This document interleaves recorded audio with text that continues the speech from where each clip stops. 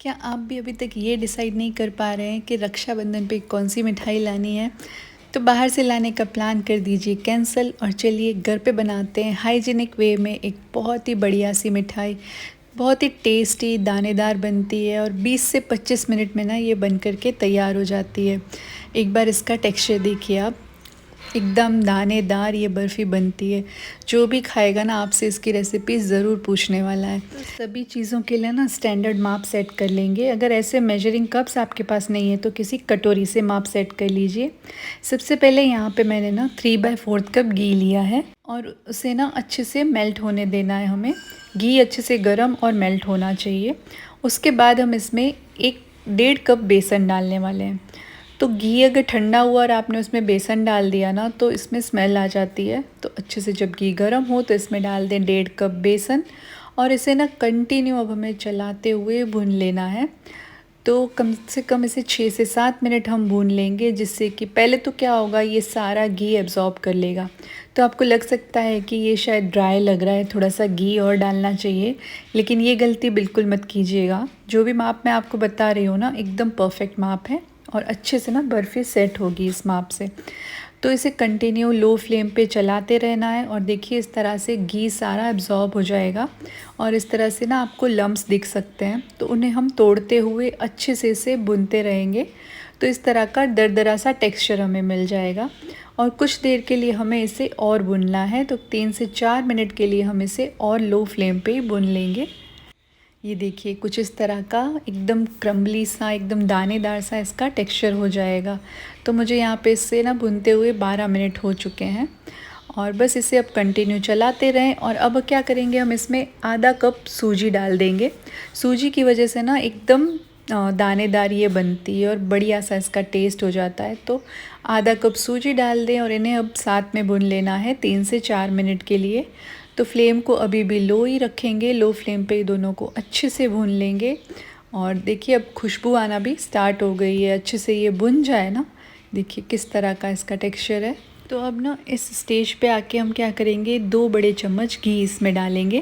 पहले ही एक साथ घी नहीं डालना है। इस स्टेज पे जब ये दोनों भुन जाए ना उसके बाद घी डाल देंगे और 1 कप यहाँ पे मैंने पिसी हुई शुगर डाली है और इसे भी साथ में भून लेना है सारी चीज़ों को। वैसे सूजी और बेसन अब अच्छे से हमारे भुन चुके हैं।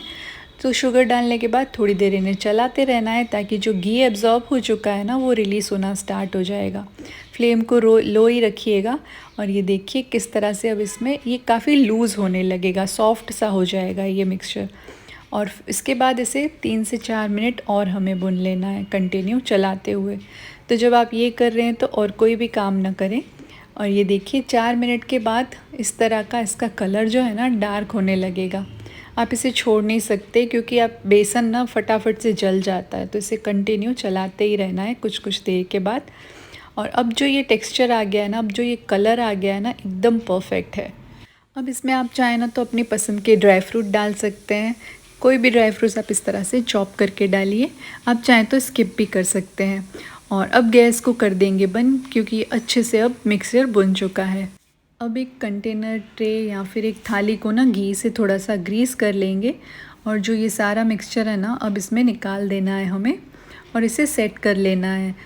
तो ये पूरी थाली जितना तो नहीं था, तो इस तरह से थोड़ा सा ना इस बर्फ़ी को हम थिक रखने वाले हैं, इसलिए मैं हाफ़ में इसे सेट कर रही हूँ। इसमें कोई भी क्रैक्स वगैरह नहीं होने चाहिए। अच्छे से नीटली इसे शेप देना है आपको ताकि जब हम इसे कट करें ना तो परफेक्ट शेप की बर्फ़ी रेडी हो जाए।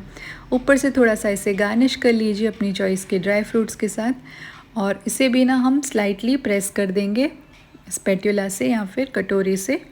और इसके बाद ना इसे फ्रिज में आधा घंटा रख देना है ठंडा होने के लिए। पहले इसे रूम टेम्परेचर पर आने दें और फिर इसे हम रख देंगे फ्रिज में आधे घंटे के लिए। और आधे घंटे के बाद देखिए ये कितनी बढ़िया तरीके से सेट हो चुकी है। जो घी होता है ना इसमें अच्छे से जम जाता है और आप इस तरह से इजीली इसमें से ना पीसेस काट पाएंगे।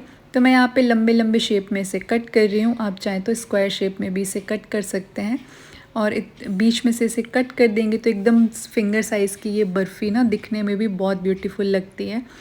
और बस देखिए कितना जल्दी ये सेट होने में इसे आधा घंटा लगता है, लेकिन बनाने में इसे बहुत ज़्यादा टाइम नहीं लगता।